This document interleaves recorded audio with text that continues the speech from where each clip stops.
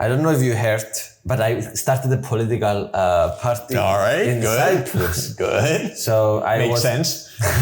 I was elected as an independent with 20%, and the highest party got 24%. But I did it in a unique way. I just put a clown nose and I launched my party in a funny way, the new generation kind of way. You're making everyone think is what you're doing. So the goal of this party, I wanted to kind of get your thoughts on this, is direct democracy is the name, and is to practice kind of what Switzerland is doing, sometimes to put through an application votes with, you can verify, oh, we have some light, great. Just as the party's getting born. You have the best wife in the world. So the people, first of all, will vote for their representatives. Yes, it's good. He's asking about the light. So through an app. So now I need to decide the 56 members that will be on the ballot for the parliament elections. And I will not decide them.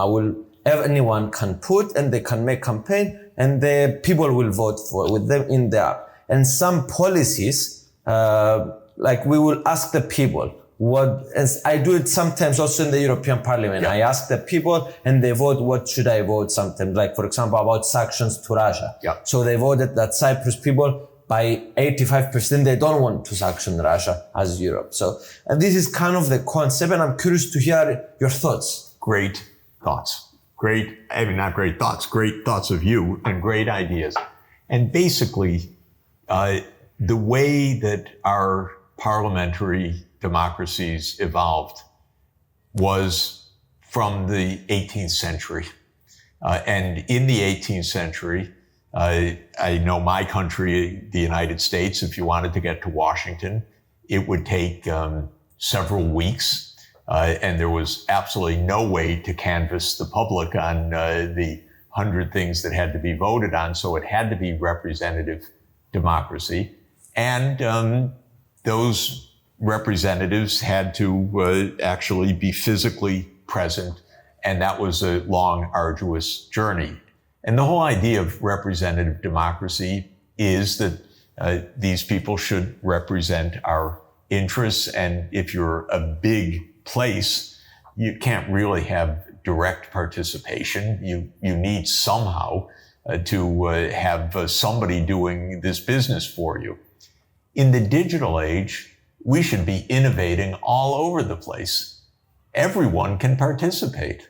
I'd like someone to ask me my opinion, frankly. Why do I leave it to corrupt Washington officials who are on the take, getting collectively $16 billion or so with the president and the Congress from rich lobbyists to run their election campaign, and they don't ask me my opinion. I'm happy to get online and make my votes and make my views known, and we can do this systematically now.